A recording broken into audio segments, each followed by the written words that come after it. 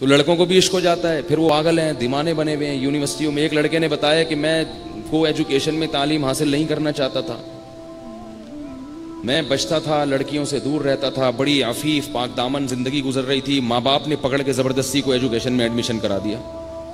اب جب ایڈمیشن کرایا کہہ رہے ہم بچتے رہے، کب تک بچتے، بالآخر آنکھ مٹکا ہو گیا۔ پہلے آنکھ مٹکا ہوا، اس کے بعد پھر گپ شپ، اس کے بعد پھر دوستی، پھر معاشقہ ہو گیا۔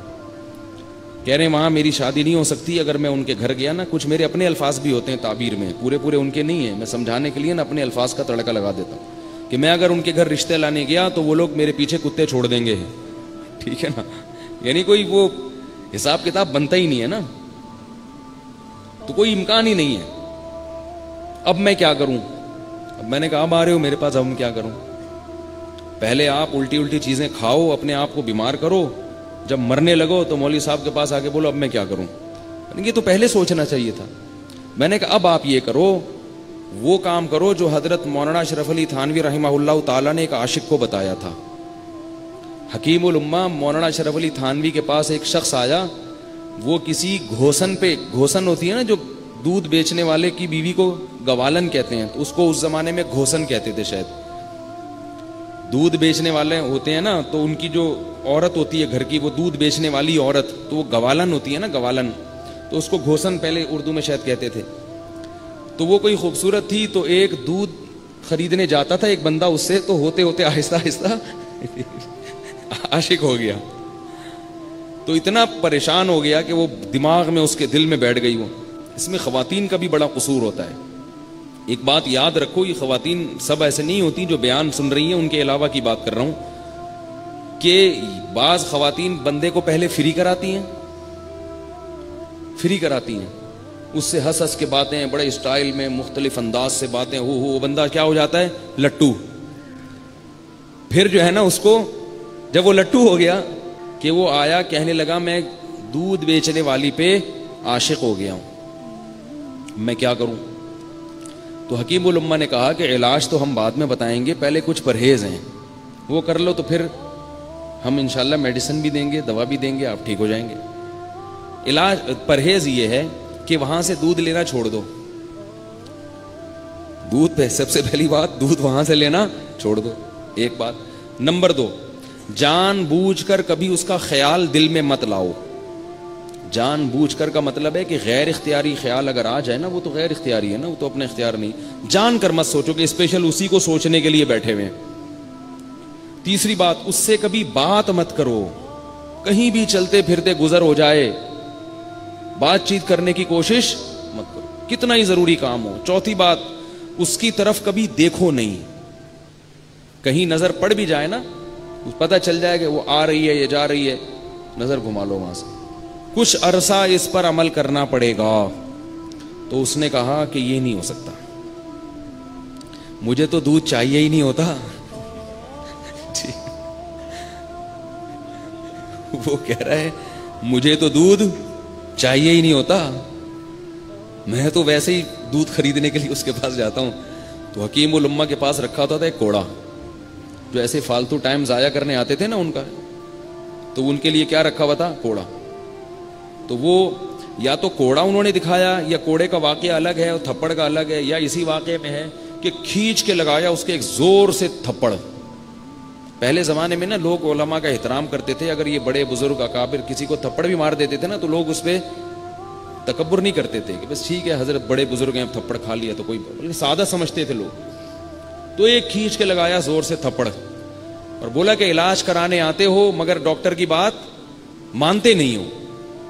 کوئی ڈاکٹر کے پاس جائے علاج کرانے اور ڈاکٹر کے ٹیکا لگاؤں گا، وہ کہے کہ نہیں ٹیکا تو نہیں لگاؤں گا میں، وہ کہے یہ دوا کھا لو، کہ یہ والی بھی نہیں کھاؤں گا، تو ڈاکٹر لات مار کے بھگائے گا کہ نہیں بھگائے گا؟ تو حکیم الامہ نے زور سے لگایا تھپڑ، وہ بیچارہ بھاگ گیا، بھاگ کے اگلے دن آیا کہنے لگا وہ عشق میرا ختم ہو گیا، وہ ایک تھپڑ ایسا زوردار لگا ہے کہ وہ میرا 14 طبق کیا ہو گئے، روشن ہو گئے۔ تو یہ جتنے عاشقین ہیں ان کا اصل علاج یہ ہے کہ ان کو پکڑ کے کیا لگائی جائے؟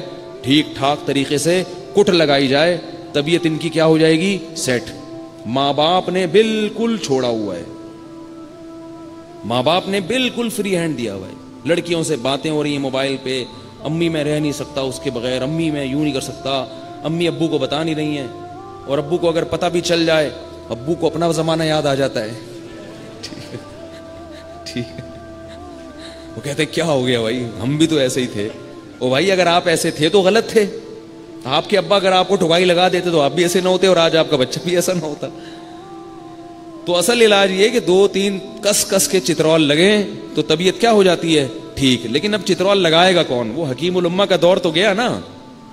تو اب پھر علماء مشورے دیتے رہتے ہیں، بھائی یوں کر لو تو بھائی یوں کر لو تو بھائی یوں کر لو. لوگ مانتے نہیں ہیں. بیماری بڑھتی چلی جاتی ہے، بڑھتی چلی جاتی ہے. بڑی خطرناک بیماری ہے. جس میں یہ پیدا ہو جائے تو حل کیا ہے؟ یا تو فوراً نکاح کر لو اس سے. نکاح اگر نہیں ہو سکتا، بعض دفعہ نکاح ہو نہیں سکتا لیکن شیطان نہ خام خواہ کی امیدیں دلاتا ہے کہ ہو سکتا ہے، تو اس سے تعلق، بہت طویل تعلق قائم رکھتے ہیں لوگ، 5-5 6-6 سال، شاید ابھی ہو جائے، شاید ابھی ہو جائے. ایسا نہیں ہے، پتہ چل جاتا ہے بھئی یہاں ہو سکتا ہے کہ نہیں ہو سکتا. نکاح ہو جائے تو اللہ کی نعمت ہے، نہیں ہو تو اب اللہ کے لیے قربانی دو. اور یہ قربانی میں سمجھتا ہوں کہ اس زمانے میں اس سے بڑی قربانی کوئی نہیں ہے کہ انسان اللہ کی خاطر اپنی محبوب چیز کو چھوڑ دے. اس پہ اللہ بہت نوازیں گے، بہت نوازیں گے، بہت نوازیں گے اللہ تعالیٰ اس پہ. بڑھاپا سوچ لیا کرو نا، بڑھاپا اپنے محبوب کا یا محبوبہ کا. بڑھاپا دیکھ لو، کتنی خوبصورت سے خوبصورت عورت ہو، 70 سال 80 سال میں کیا ہو جاتا ہے. کتنا ہی ہینڈسم جوان مرد ہو، بڑھاپے میں جب منہ میں دانت نہ ہو اور پیٹ میں آنت نہ ہو تو کیا حال ہوتا ہے. یہ جو فلمی ہیرو ہوتے ہیں نا، ہیرو، پرانی فلموں کے ہیرو کے، کوئی پہلے ایک ہیرو نکالیں گوگل پہ 1970 کا ہیرو، پھر دیکھیں کہ یہ 2015 میں کیسا لگ رہا ہے. گوگل پہ آج سرچ کریں. ویسے تو فلمیں دیکھنا جائز نہیں ہے لیکن صرف ہیرو کو دیکھیں عبرت کے لیے. ہیرو نکالیں 1970 کا یا 65 کا، کوئی ہیرو نکالیں جو اس زمانے میں بڑا ہٹ تھا، اور اب دیکھیں کہ وہ 2017 میں کیا ہے. میرا خیال ہے اس کے گھٹنوں پر اب بہت سے تو زندہ ہی نہیں ہوں گے، اور جو ہوں گے تو آدمی دعا کر رہا ہوگا کاش یہ زندہ نہ ہوتے. عجیب حالت ہو جاتی ہے. ان سے بولو اب ذرا ناچو نا، اب ذرا ہلو. اسی طرح ہیروئنوں کا حال ہے، جن پہ لوگ جو حسن کے جو ہے نا انعامات جن کو ملتے ہیں، کوئی پوری دنیا میں سب سے حسین بڑا حسن کا انعام ملا، اور خواتین پہ بڑھاپا جلدی آ جاتا ہے. یہ عجیب بات ہے، کیونکہ اللہ نے ان کو حسن زیادہ دیا تو اللہ وہ چھین بھی جلدی لیتا ہے، یہ بتانے کے لیے کہ اس حسن سے متاثر ہونے کی ضرورت نہیں ہے، اس پہ بڑھاپا جلدی آئے گا، اس پہ تو جلدی بڑھاپا آئے گا. مرد بہت دیر سے بوڑھے ہوتے ہیں، اگر صحت کا خیال رکھے نا 80-90 سال میں بھی چلتے رہتے ہیں فٹ فاٹ. میں جنرل مرزا اسلم بیگ سے ملا تھا آج سے 10 سال پہلے. جنرل مرزا اسلم بیگ میرے بچپن میں بہت بڑا تھا، یعنی بڑے جنرل تھے وہ، ضیاء الحق کے ساتھی. تو وہ اچھی خاصی ایج تھی ان کی. تو میں سن 2007 میں جنرل مرزا اسلم بیگ سے کسی جامعہ میں کوئی میٹنگ تھی، وہاں وہ انوائٹ تھے تو ملاقات ہو گئی. اس وقت ان کی ایج تھی 80 سال. میں نے اتنا صحت مند آدمی 80 سال کا زندگی میں پہلی دفعہ دیکھا. کوئی ذرا سے بھی آثار لگ ہی نہیں رہے تھے کہ کہیں سے بڑھاپے کے آثار ہوں. اور کھڑے ہو کر انہوں نے اسپیچ کی، لگ ہی نہیں رہا تھا کہ یار یہ. تو میں اس وقت حیران ہو رہا تھا، یہ ہمارے بچپن کے میں اتنی ایج تھی تو اب بھی ویسے کے ویسے ہی ہیں. اور اب اس واقعے کو 10 سال ہو گئے، اب وہ کم سے کم بھی 90 سال کے ہو گئے ہوں گے، ابھی بھی فٹ فاٹ ہیں، زندہ ہیں، چل پھر رہے ہیں. تو مرد میں زیادہ حسن نہیں ہے تو بڑھاپا دیر سے آتا ہے. عورتوں کے حسن سے لوگ جلدی متاثر ہوتے ہیں. زیادہ معاشقے جو ہے نا عورت کو مرد سے نہیں ہوتے، زیادہ تر معاشقے کہاں ہوتے ہیں؟ مردوں کو عورتوں سے ہوتے ہیں.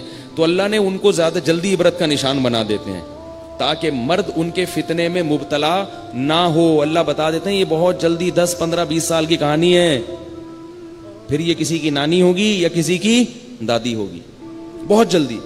اس کی مثال دیتے ہیں ماہرین کے پھول جو ہے نا، پھول وہ جلدی مرجھا جاتا ہے. تو اس لیے ابراہیم علیہ السلام کا جملہ یاد رہے گا، لا احب العافلین، میں فنا ہونے والوں سے محبت. بولو نا یہ یاد کرو جملہ بھائی. ختم ہونے والی چیزوں سے دل نہیں لگایا جاتا. ختم ہو جائے گا، بھاگ جائے گی، مر جائے گی، بڈھی ہو جائے گی.